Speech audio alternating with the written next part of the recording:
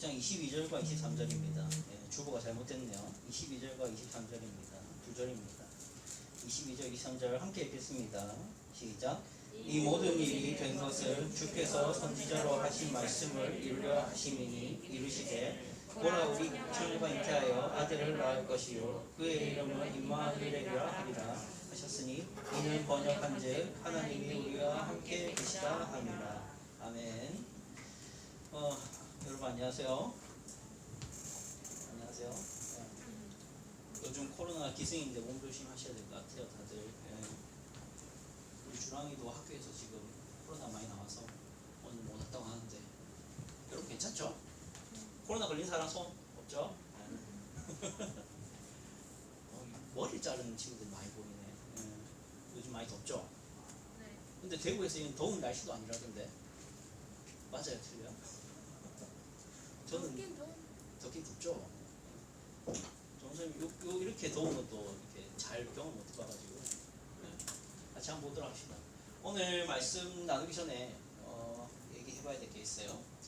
지난주에 했던 거 얘기를 좀 더 마무리 짓고 해야 될 것 같아요. 지난주에 서론에서 전도사님이 뭐에 대한 얘기를 했었냐면은 결로 시작하는 거 했었어요. 기억하시나요? 네.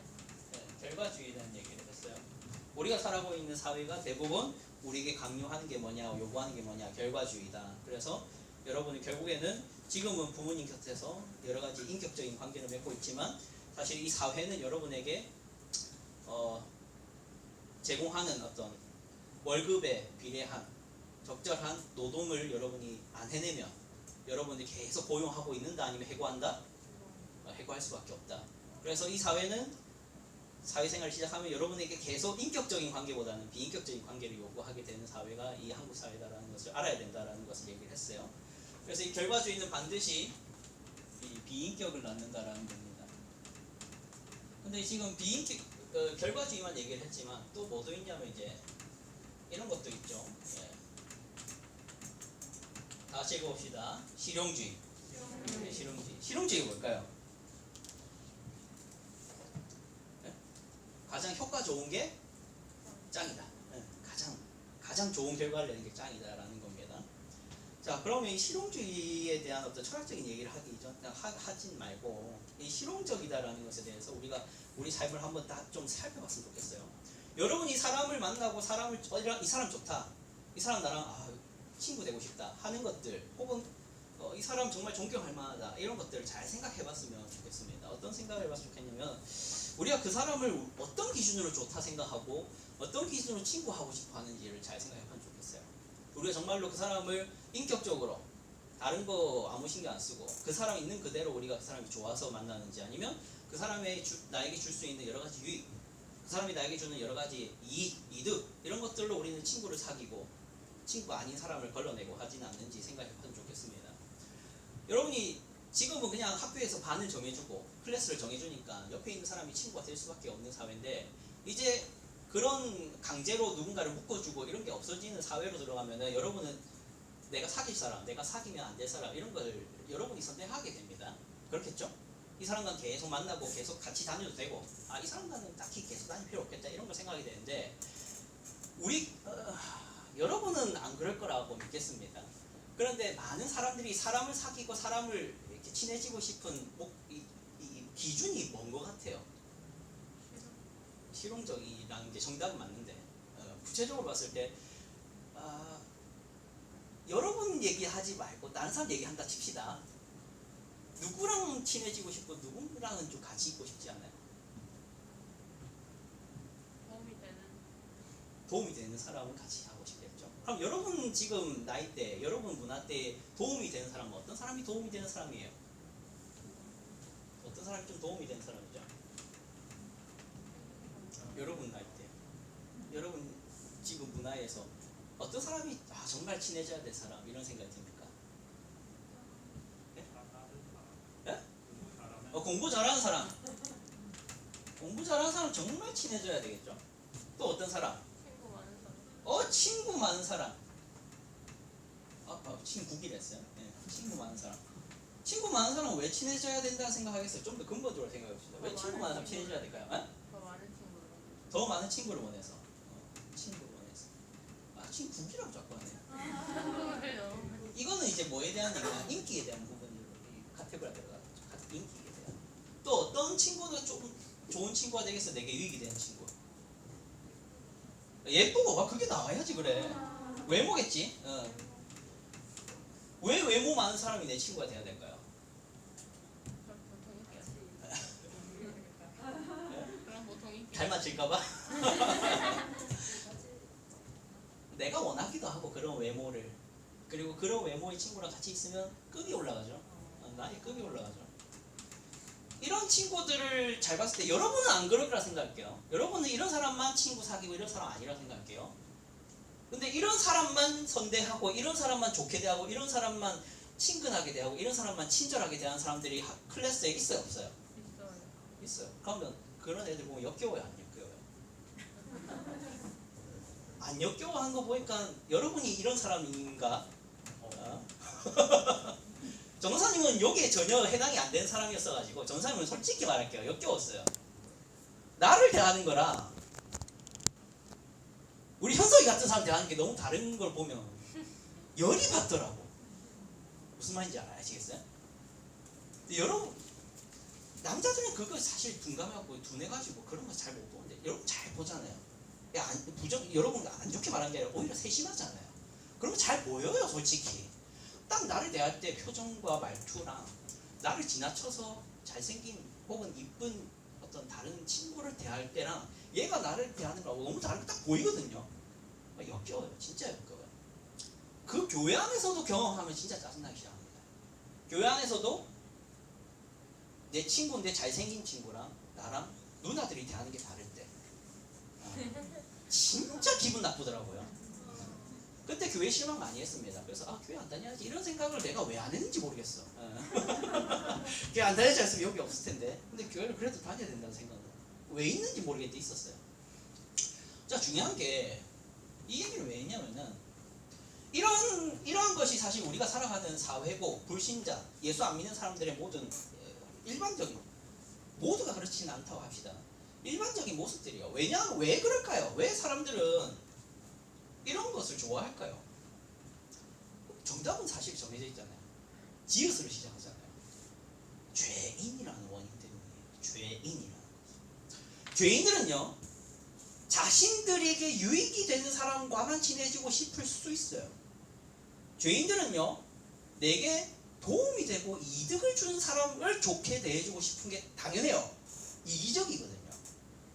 근데 자, 여기 질문. 우리는 과연 거기서 자유한가에 대한 생각을 해봅시다. 우리는 나에게 이득이 안 되고 전혀 도움도 안 되고 정말 얘랑 다니면 급이 낮아지고 얘랑 이렇게 못생긴 애랑 내가 왜 굳이 얘를 친절하게 대해줘야지 라는 생각이 들 만한 아이. 정말 공부 못하는 얘랑 다니면 나도 망하게 생겼다라는 생각이 들게끔 행동하는 아이를 우리는 과연 친절하게 대하는지 아니면 좀 벽을 세우는지에 대해서 생각해보면 나는 거기서 자유한가 자유하지 않은가를 생각하고 나와요. 그 결과가. 자, 그럼 이런 얘기를 이제 또 왜 했냐? 기독교라는 거, 우리가 믿고 있는, 우리가 지금 이 성경책을 통해서 보고자 하는 게 뭐냐 했을 때 이런 사람이 아니게 되는, 이런 사람이 아닐 수 있는 방법을 배우는 거예요. 우리가 지금 계속. 전사님 지금 계속 무슨 강의하고 있죠? 사도신경이라는 걸 가르치고 있어요. 사도신경은 우리 하나님에 대해서 뭘 믿어야 되냐를 정리를 한 겁니다. 자, 그럼 여기서 우리 질문 생길 수 있어요. 천주교, 이 세상에는 많은 종교가 있죠. 무슨 종교가 있어요? 여러분 아는 거 얘기해보세요. 불교, 또 이슬람, 천주교, 또 유대교, 뭐 이런 게 있습니다. 자, 그러면 그 모든 종교랑 우리의 차이는 이 문제예요. 무슨 문제냐면은 저번에도 얘기를 했지만 기억을 까먹었을 것 같아서 또 얘기를 합니다. 모든 종교는 자신이 숭배하는 신에 대해서 어떤 분인지에 대해서 무관심합니다. 자, 불교, 부처가 어떤 분인지에 대해서 구체적으로 어떻다라는 것을 가르친다고 보세요. 안 가르칩니다. 뭐만 가르칩니까? 어떻게 살아야 되는지, 어떻게 살면 행복해지는지, 어떻게 행동해야 되는지, 어떤 생각을 가져야 되는지에 대한 나에게 유익이 되는 비법만 가르치지, 부처를 어떻게 믿어라, 부처는 어떤 분이다, 부처는 이런 사람이다, 부처는 이런 삶을 살았다, 부처는 우리를 위해 이런 일을 하신다, 그렇게 믿어라, 이거 관심 없습니다. 진짜 관심 없습니다. 여기서 드러나는 게 뭐냐면은 참 종교가 뭐냐, 거짓 종교가 뭐냐는 거예요. 여러분은 개신교, 우리가 믿고 있는 교회가, 우리가 믿고 있는 하나님이 참 종교라고 믿으세요? 확신 없어요? 여러분 그럼 여기 왜 앉아 있어요? 확신이 없는데, 여기가 참이고 나머지는 거짓이라고 확신이 없는데 여기 왜 앉아 있습니까? 참 종교랑 이 교회가 참 종교다라고 얘기하지 않겠습니다. 그거는 빼놓고 참 종교와 거짓 종교의 차이가 뭔 것 같아요? 역시나 안 지워질 줄 알았습니다. 참 종교랑 가짜 종교랑 차이가 뭔 것 같아요? 가짜 종교에 대한 예를 제가 그럼 들어드리면 참 종교를 얘기해 보세요. 가짜 종교는 뭐다 하면은 신을 내가 만들어요. 신을 내가 만든 게 가짜 종교겠죠. 그렇죠. 그러면은 진짜 종교는 뭔 것 같아요? 뭘까요? 있는. 네? 신이 나를 만든 종교가 참 종교겠죠. 아닌가요? 그렇겠죠? 자, 그러면 이 가짜 종교에서는 내가 만든 신에 대해서 관심이 있을까요, 없을까요? 이 신이 뭐만 하면 돼요, 나한테? 내가 신을 만든 이유가 뭐예요? 그렇지. 나를 위해서 만들었잖아요. 그래서 이 신이 누군지, 어떤 분인지, 이 신에 대해서 어떤 마음을 가졌는지, 이 신이 나를 향해서 어떤 뜻을 가졌는지, 이 신이 무엇을 좋아하는지, 아이스크림을 좋아하는지, 치킨을 좋아하는지 관심이 없어요. 내가 만든 그 신은 나를 위해서만 존재하면 돼요. 그렇겠죠? 그래서 뭘 믿을 필요가 없어요. 근데 참 종교는요, 그 신이 나를 만들었잖아요. 그래서 그 신이 뭘 좋아하는지, 뭘 싫어하는지, 나에게 뭘 요구하는지, 내가 왜 태어났는지, 나를 통해서 뭘 하시려는지, 나와 뭘 목적하시는지를 관심 있어 해야 돼요. 그게 참 종교입니다. 그래서 교회가 참 종교다라고 주장하는 겁니다. 왜 교회가 참 종교냐? 여러분 지금 뭐 배우고 있으니까? 나는 어떻게 살아야 되는지를 배우는 게 아니라 뭘 배우고 있으니까? 하나님은 어떤 분인지를 배우고 있으니까. 여기까지예요. 서론에서 얘기하고 싶은 거. 전사님이 설교를 통해서 계속 강조하는 거는 하나님이 누구시냐? 하나님이 뭘 하셨느냐? 하나님은 어떤 분이시냐? 하나님은 뭘 좋아하시느냐? 하나님은 뭘 싫어하시느냐? 이 하나님은 언제부터 계셨고 언제까지 계시느냐? 이 하나님은 우리를 왜 만드셨느냐? 이거 가르치고 있기 때문에 참 종교라고 주장하는 거예요. 만약 전도사님이 이 자리에서 교회가 여러분에게 계속 이렇게 사시면 행복합니다, 저렇게 사시면 행복합니다, 이렇게 사시면 부자 됩니다, 이렇게 사시면 고통이 해결됩니다, 이렇게 사시면 여러분들 더 성공할 수 있습니다, 이런 얘기를 했다면 여러분을 위한 종교가 되겠죠. 죄인인 우리가 왜 이 자리에 점점 앉아있으면 불편해지냐면 나한테 좋은 얘기를 하나도 안 하고 하나님 좋은 얘기만 하니까 기분이 나빠지기 시작합니다. 죄인들은. 왜? 우리 죄인들은 뭘 좋아하니까?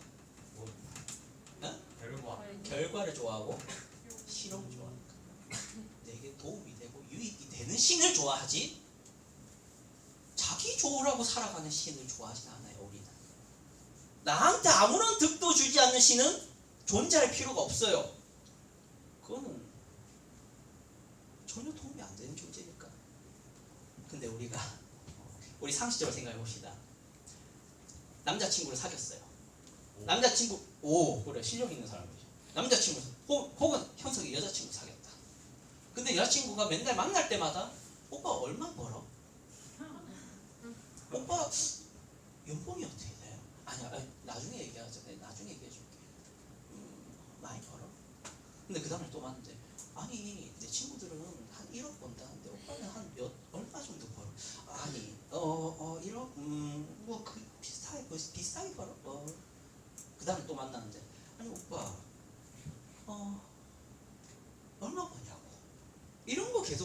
좋아하는 사람 계속 사귈래요? 그 사람은 뭘 좋아하는 것 같아요? 그 여자는 돈을 좋아하지 현석이를 좋아하는 게 아닌 거잖아요. 자, 그러면 봐봐요. 우리는 그런 사람을 좋아하지 않습니다. 그렇죠? 여자분들 입장에서도 정말 최악인 남자 얘기해볼까요? 날 만나는데 자기야, 자기 코를 좀 세웠으면 좀 더 이쁠 것 같아. 그 다음날 만나고 아 자기야, 여기 턱을 좀 깎았으면 좀 더 이쁠 것 같아. 자기야, 눈에 여기 뒤트임을 좀 해볼래? 나를 좋아하는 거예요? 내 외모를 좋아하는 거예요? 사귀고 싶어요 계속? 싫어합니다. 그런 사람은 진짜 최악이라고 생각할 줄 알아요. 그런데 종교가 그래서는 안 되잖아요. 하나님을 예배한다고 해서 앉아있어 놓고서는 이 하나님이 나에게 무슨 유익을 줄 수 있는 분일까만 관심 있어 하는 상태로 앉아있는 사람은 가짜 그리스도인이라고 하는 거예요. 진짜 그리스도인은 이 하나님을 사랑합니다. 이 하나님을 알고 싶어 합니다. 이 하나님이 좋아하는 게 뭔지를 궁금해 합니다. 그래서 우리가 사도신경 한다. 들어갑시다. 예. 들어갑시다. 오늘 제목을 읽어보죠. 시작. 이는 성령으로 잉태하사 동정녀 마리아에게 나시고. 이거 사도신경 할 때 나온 거죠. 오늘 사도신경 고백하면서 여러분 이때까지 배웠던 거 막 머릿속에 막 떠오르면서 막 깊이 확 은혜가 확 되던가요? 잘 안 된가요? 넘어갑시다. 자, 우선은 우리 복습을 잠깐 해보죠. 사도신경 1항이 뭡니까? 전능하사 천지를 만드신 하나님 아버지를 내가 믿사오며. 이게 세 가지로 구분된다 했죠. 첫 번째 뭐? 전능하시다는 거 믿어야 된다. 두 번째 뭐? 천지를 창조하신 거 믿어야 된다. 세 번째 뭐? 아버지라는 거. 이게 믿음 안에 들어있어요. 이 항은 뭡니까?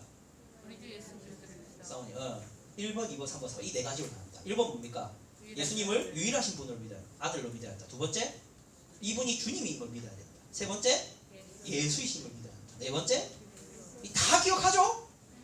오케이, 네 했으니까 넘어갑시다. 아도 나왔는데 복습하면 됩니다. 네이버 밴드에 있어요. 자, 그리고 2항부터 7항까지가 이제 예수님에 대한 가르침인데 믿음의 내용인데 2항 했으니까 이제 3항 들어가잖아요. 이 후반부 내용입니다. 후반부 내용의 주제가 뭐다? 예수님은 무엇을 하셨는가? 이제 넘어갑시다. 자, 넘겨주세요. 네. 이게 오늘 내용입니다. 3항부터 7항 내용인데 근데 3항과 7항까지를 또 두 가지로 나눌 수 있어요. 3항부터 4항까지를 뭐라고 한다? 예수님의 낮아지신 사건들. 5항부터 7항은 예수님의 높아지신 사역에 대해서 얘기를 합니다. 여기까지 낮아지시고 여기까지 높아지셨다는 겁니다. 이해하시겠죠? 여기까지? 네, 넘어갑시다. 이제 3항 이제 봅시다. 구체적으로. 예, 넘겨주세요.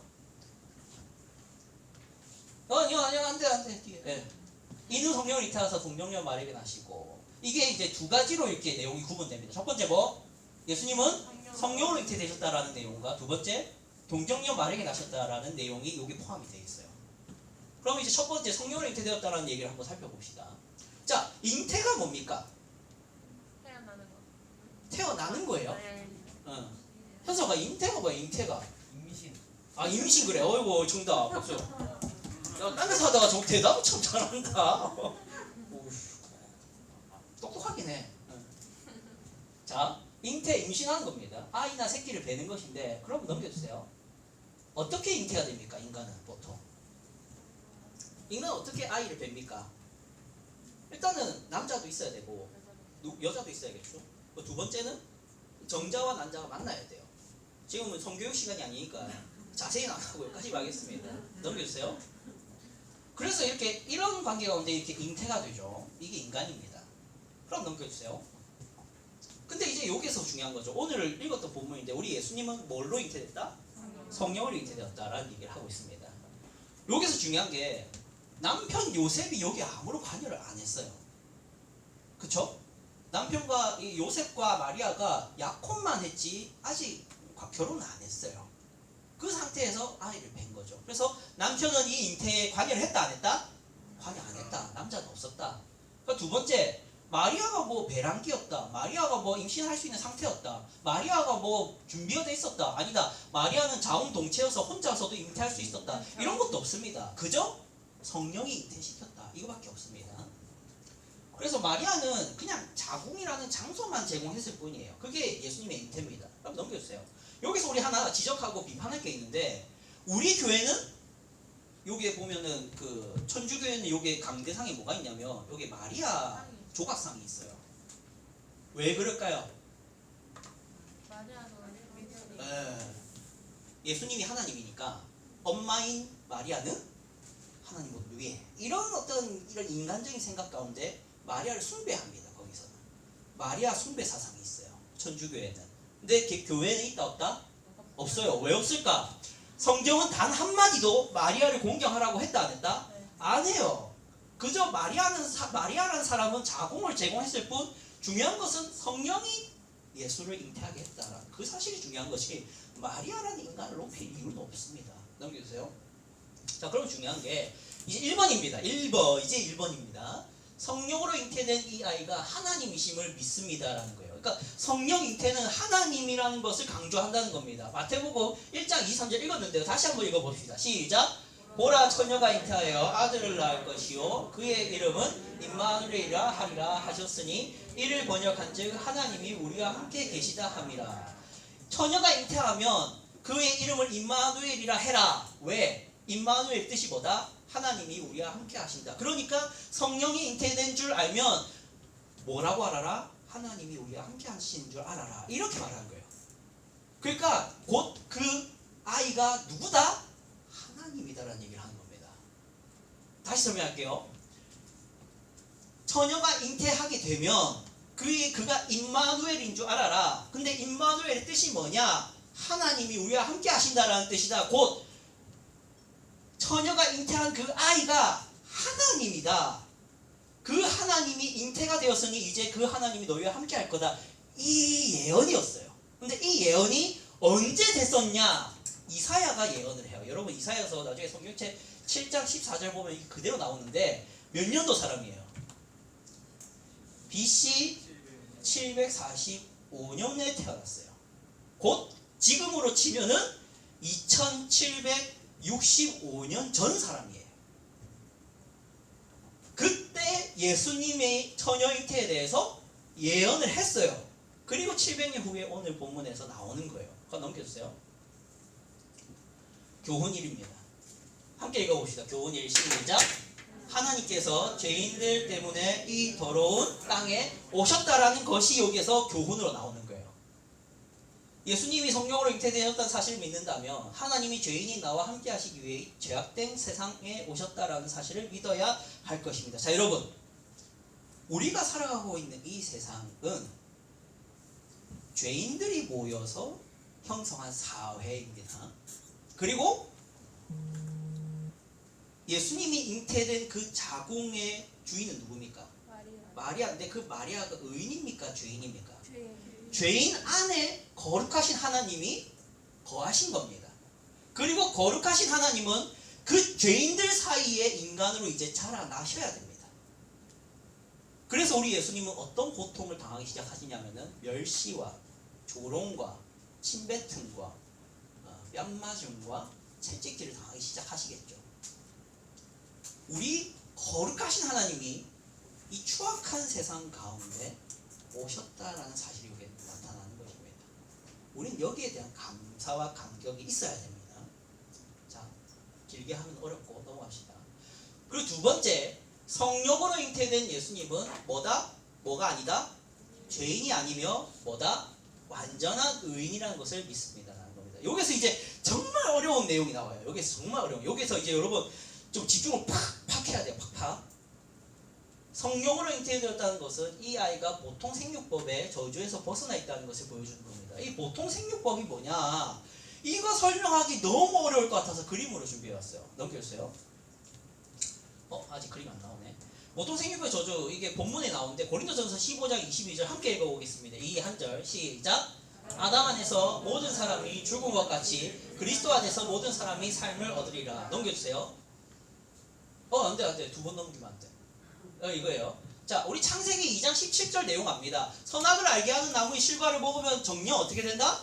죽는다라고 하나님 말씀하셨는데 먹었어요, 안 먹었어요? 먹었어요. 먹었어요. 그래서 어떻게 됐습니까? 첫사랑 아담 원래 완벽하게 하나님이 기뻐하시는 대로, 하나님의 오르신 대로, 하나님이 좋아하셨더라라는 표현을 할 정도로 이 아담은 완전한 의인으로 태어났어요. 만들어졌어요. 근데 그 완전한 아담이 어떻게 됩니까?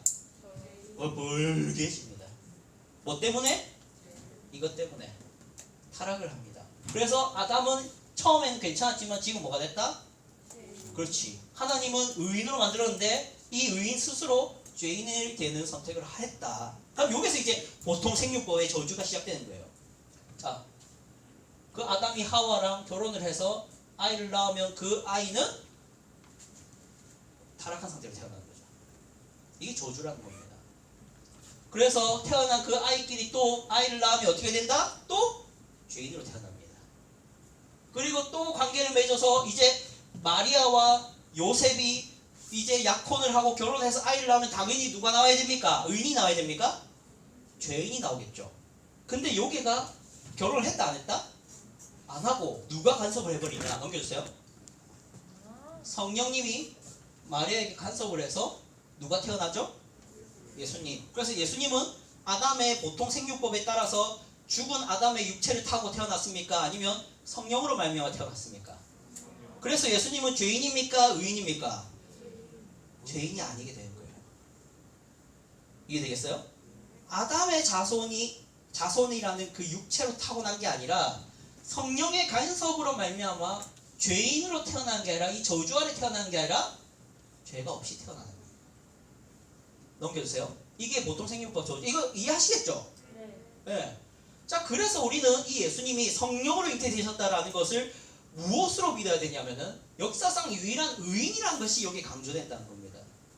예수님은 의인이에요. 그래서 로마서 3장 10절에 뭐라 합니까? 기록된 바 뭐는 없다? 의인 없는데 몇도 없다? 하나도 없다. 죄인입니다, 다. 그런데 우리 예수님 뭐라 합니까? 그는 함께 읽어보죠. 시작. 저 대제사장들이 먼저 자기 죄를 위하고 다음에 백성의 죄를 위하여 날마다 제사 드리는 것과 같이 할 필요가 없다. 이게 무슨 말이냐면은 인간 대제사장들은 자기도 죄인이니까 자기 죄를 속하기 위해서 제사를 드리고 다른 사람의 죄를 제사해야 했는데 우리 예수님은 죄인이 아니니까 자기 죄를 위해서 제사 드릴 필요 없이 제사하실 수 있는 의인이시다. 이 말입니다. 그리고 요한일서 2장 1절도 함께 같이 읽어보죠. 노란 것만 읽어봅시다. 시작. 우리에게 대언자가 있으니 곧 의로우신 예수 그리스도라. 예수님은 어떤 분이다? 의로우신 분이다. 이게 계속 성경에 나오는 겁니다. 그래서 의인이다. 넘겨주세요. 자, 그럼 이제 동정녀 마리아에 대한 얘기를 해야 됩니다. 자, 이거 90년도 사진이고 이거 요즘 사진이에요. 차이가 뭘까요? 사람이 없어요. 왜 아이가 없어요? 왜 이럴까요? 아이를 안 낳아요. 그래서 요즘엔 아이 낳으면 가서 아이 보려고 하면은 아이가 이게 침대는 여러 개 있는데 아이 혼자 한 명 탁 이렇게 있대요. 요즘에는. 이 90년도 이 요즘 이런 차이. 아이 많이 낳으세요라는 말을 하기에는 제가 왜요? 제 언니 오빠들도 안 낳던데요. 뭐 이런 말 하니까요. 미안해서 말은 못하겠지만 하여튼 뭐 그렇습니다. 요즘 넘겨주세요. 자, 그러면 예수님은 완벽하게 인간이시다. 이게 무슨 말이냐면은 인간은 알에서 태어나나요? 아니면 기계가 막 뽑아내나요? 너무 뻔한 정답이라 말하기 싫나? 인간은 어떻게 태어나나요? 여러분, 우리 현이 어디서 태어났어? 그렇지. 특별하게 태어난 사람 있어? 현석이 뭐 다르게 태어났어? 없지? 아니지. 우리 주원이는 어떻게 태어났어? 알에서 태어났어? 주인 그 학이 물어다 줬대요. 뭐라고? 학이 물어다 줬대요. 아, 그래? 학이 물어다 줬어? 특별하네. 이러면 이제 설교 망하는데. 모든 인간은 엄마 뱃속에 태어나죠. 그쵸? 불만 있으면 얘기하세요. 자, 그런데 우리 예수님도 어떻게 태어났다? 마리아 배에서 태어났다. 이 사실이 가르친 게 뭐냐면 예수님이 하나님이자 동시에 무엇이다? 인간이시다라는 것을 지금 강조하고 있는 거예요. 인간으로 태어나기 위해서 일부러 그렇게 하셨다는 거예요. A. 예수님 하나님 아닌가요? B. 맞습니다. A. 근데 어떻게 인간인가요? B. 인간과 모든 면에서 같기 때문입니다. 예수님은 인간의 육체를 가지셨고 인간과 같이 자라나셨습니다. 현석이는 태어나자마자 17살로 태어났어? 그건 아니잖아. 뭘로 태어나? 몇 살로 태어나? 그래서 몇 년 동안 지금 자라온 거야? 16년인가? 16년 동안 자라왔잖아. 우리 예수님도 태어나면서부터 30살로 태어난 게 아니라 자라나셨어요. 왜? 인간은 자라나는 존재니까. 넘겨주세요. 자, 우리 예수님이 인간이라는 증거들을 성경을 보면 잘 나옵니다. 첫 번째, 우리 예수님은 어릴 때가 있었어요. 목수 일을 하셨어요. 아빠의 직업이 목수 일이었거든요. 요셉의 직업이. 그리고 우리 예수님은 안 먹으면 배가 고프셨어요. 그리고 우리 예수님은 때리면 뭐도 났어요? 상처. 피가 났어요. 그리고 우리 예수님은 결국에는 피를 너무 많이 흘려서 어떻게 됐다? 돌아서. 죽기도 했어요. 인간 똑같죠?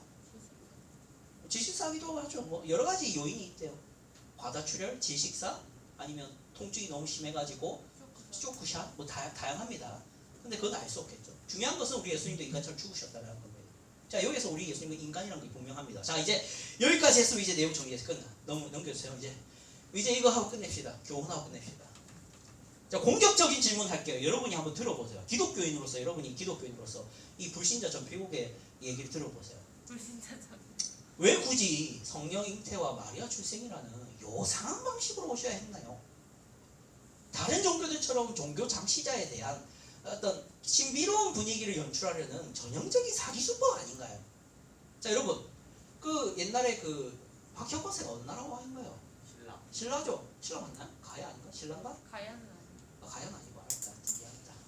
그래, 신라인데 신라에서 이 왕을 어떤 대단한 존재로 어떤 신화적으로 만들어내기 위해서 박혁거세를 아래서 태어났다고 했을 거 아니에요. 그런 수법처럼 이 어떤 예수님도 뭔가 우상화하기 위해서 뭐 성경태 뭐 이런 얘기 하는 거 아니냐 이런 공격을 할 수 있어요. 자, 그러면 이제 기독교인으로서 여러분 대답해 보세요. 우리 회장님, 기독교인으로서 한번 이 질문이 됐어요. 왜 굳이 이 요상한 방식을 써야 됐나요? 너무 좀 속내가 보이는 방법 아닌가요?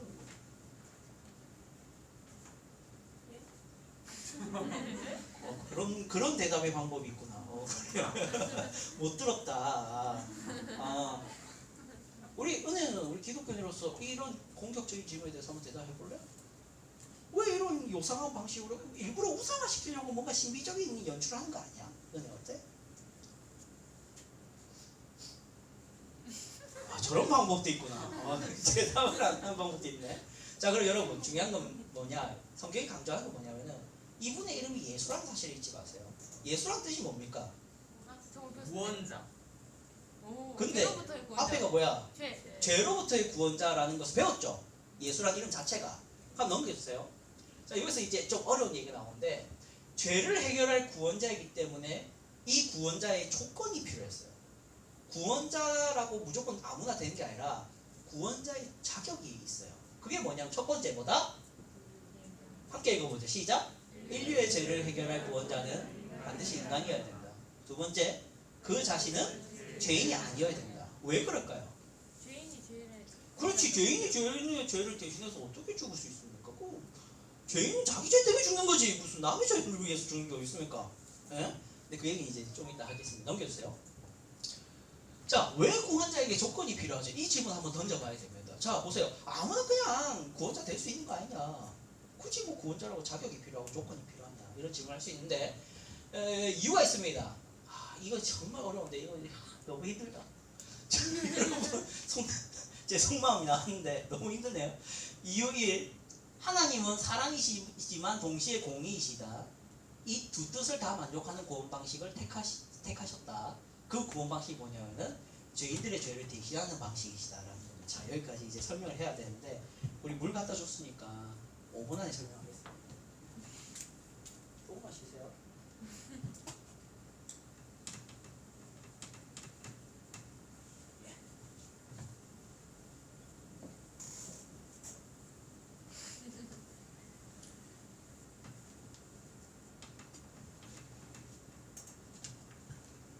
자, 여러분,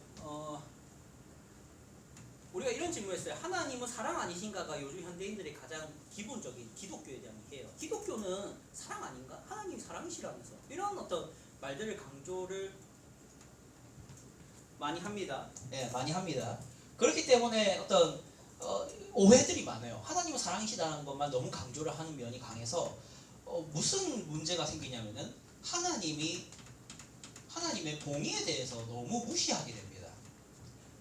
하나님은 사랑이신 것도 맞지만 동시에 공의로운 분이시기도 해요. 그러면 어느 한 가지를 버리고 어느 한 가지만 택하는 게 하나님은 그렇게 하시지 않습니다. 그럼 그렇게 봤을 때 하나님이 사랑이시다라는 것만 강조한다면 죄인인 수인이를 하나님이 내버려 두고 싶어 하셔야 되나 싶어 하시지 않아야 되나? 그렇지. 용서하고 싶어 하셔야 사랑이시잖아. 그런데 동시에 하나님은 공의로운 분이시기 때문에 수인의 죄를 심판하고 싶어 하실까 안 하실까? 하시지. 넘어갈 수는 없어. 그러니까 이 둘 다를 다 하나님은 만족하셔야 하나님이시잖아. 왜냐 하나님은 완벽하셔야 되니까. 신이잖아. 그럼 그 하나님이 완벽하셔야 되니까 공의도 사랑도 다 만족을 하셔야 돼요. 그 방법이 뭐냐면은 이거는 심판이고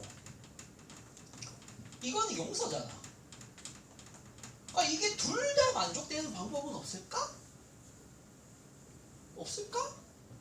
현석이가 죄인인데 현석이를 심판하지도 않고 현석이를 용서할 수 심판하면서 용서할 수 있는 방법은 없을까? 기억에 좀 담갔다가 잠깐 담가가지고 얼굴이 너무 뜨거워가지고 녹아내릴 때쯤 다시 꺼내가지고 해가지고 식혀주면 되는 건가? 조용히 해라 너. 지금 말이 되는 소리야지. 자 여러분 이 둘 다 만족하는 방법은 뭐냐면은 성은이를 심판할 것을 성은이가 아닌 사람이 심판받으면 돼. 성은이를 대신해서. 그치? 심판이 이루어진 거잖아. 근데 그러면 성은이도 용서받을 수 있고 성은이의 죄를 누군가가 대신 심판을 졌으므로 하나님의 공의도 만족이 돼. 그런데 여기서 중요한 게 성은이의 죄를 대신할 수 있는 의인이 여기에 누가 있을까? 의인은 없나니? 하나도 없도다 해서 아무도 심판을 대신 질 수가 없어. 그게 구약 성경이 보여주는 거잖아요. 뭐지? 이스라엘 백성들의 죄를 대신하라고 대제사장 세워놨는데 대제사장이 무슨 의인인가? 맨날 타락하니까 하나님이 전혀 만족이 안 돼요. 하나님이 이스라엘 백성들의 죄를 어떻게든 이겨내고 싸워내고 막아내라고 왕을 세웠는데 그 왕이 타락을 혼자 타락을 해. 그걸 계속 그려주는 게 구약 성경이잖아. 인간은 절대 인류의 죄를 대신할 수 없다. 그래서 인간이 아닌 왕, 인간이 아닌 제사장, 인간이 아닌 선지자가 필요한 거야. 그게 누구다? 그리스도 예수시다. 해서 예수로 말미암는 이 구원 방법을 채택하는 거예요. 그게 뭐죠? 10으로 시작해요. 10. 십계명. 십자가. 잘 찍었는데 애매했다. 그래 다음에 맞추자. 십자가에는 뭐가 있어요? 하나님의 심판이 있죠. 맞나요? 그리고 십자가에는 뭐도 있나요? 하나님의 용서도 있습니다. 그래서 십자가는 하나님의 지혜다라고 말을 합니다. 자 여기까지 설명이 됐죠. 그래서 이 죄를 대신하는 방식을 채택했는데 자 그럼 여기서 문제가 인간들의 죄를 대신해서 성은이를 대신해서 누군가가 죽어야 되는데 성은이를 대신해서 개미를 죽이면 성은이의 죄가 용서할 수 있을 만큼 충분히 죄값을 치렀다라고 말할 수 있을까? 아니요. 아니지. 성은이가 인간이니까 누가 죽어야 마땅할까? 이건 반드시 인간이어야 돼. 반드시. 두 번째 넘겨주세요. 그리고 두 번째 성은이가 어떤 대신해서 죽어야 되는 당연히 종족상 인간이어야 되는데 그 인간은 죄인이어야 될까 의인이어야 될까? 의인. 왜 의인이어야 될까? 죄인은 죄인. 그렇지. 자기도 죄인인데 어떻게 성령의 죄를 대신해? 그 죄인이 아니어야 돼. 그래서 성령 잉태와 마리아에서 나심이 필요하다는 거예요. 예수님은 왜 성령 잉태가 돼야 되냐? 의인이어야 하니까. 예수님은 왜 마리아에서 나셔야 되냐? 인간이어야 하니까. 그래서 이 방법을 채택했다는 거예요. 구원자의 조건입니다. 넘겨주세요. 앞에 거 잠깐 보도록 합시다. 이거 아니 이거 얘기 안 했어요. 성령으로 잉태되었다는 사실을 보여주는 거는 이거 정리하는 겁니다. 우리 오늘 배웠던 거. 하나님이 직접 사람이 되신 것이므로 반드시 실패할 일이 없습니다. 인간은 실패하잖아요. 근데 하나님은 실패를 안 하세요. 이 죄를 대신해서 죽는 것에 대해서 하나님은 절대 변하지 않아요. 두 번째, 보통 생육법의 저주에 영향받지 않았으므로 뭐가 아니다? 죄인이 아니세요. 이게 이 성령 잉태가 보여주는 겁니다. 동정녀 마리아 나셨다라는 것도 뭐냐? 인간처럼 사람의 몸에서 나시고 자라나셨으므로 이분은 뭐다? 인간이며 반드시 인간이기 때문에 누구를 대신할 수 있다? 인간을 대신할 수 있다. 또 인간으로 사셨기 때문에 뭘 아신다? 인간의 고통과 아픔을 누구가 잘 이해하신다. 여기까지가 오늘 고백 속에 담겨져 있는 의미입니다. 이해하셨죠? 이해했으면 끝냅니다. 이해했어요? 못했어요? 했어요. 못했어요. 누가 못했어? 더 할까? 기도하죠. 기도하겠습니다. 하나님 아버지 감사합니다. 우리 예수 그리스도를 통하여서 성령 잉태와 마리아에게 나심을 예수님이 감당하심으로 인간이 되시고 성령으로 잉태된 이유를 알게 되었습니다. 그렇습니다. 우리 예수님은 죄인이 아니셔서 죄를 대신할 수 있고 인간이시기에 인간을 대신할 수 있었습니다. 이것이 하나님의 지혜입니다. 하나님께서는 죄를 해결하기 위해서 모든 수단과 방법과 능력을 동원하고 계십니다. 얼마나 많은 사람들이 이 예수님을 하찮게 여기고 이 예수님의 생애를 무관심해하고 이 예수님의 성령 잉태와 마리아에게서 나신 의미를 알지 못하고 예수님을 가볍게 여기고 피상적으로 믿는지 얼마나 자주 보는지 모르겠습니다. 주님, 우리 중고등부는 우리 예수님에 대해서 더 깊게 알아 하나님의 은혜와 하나님께 감사할 것이 무엇인지를 잘 알 수 있는 하나님의 신실한 자녀들 되게 하여 주시옵소서. 예수 그리스도의 이름으로 기도드립니다. 아멘.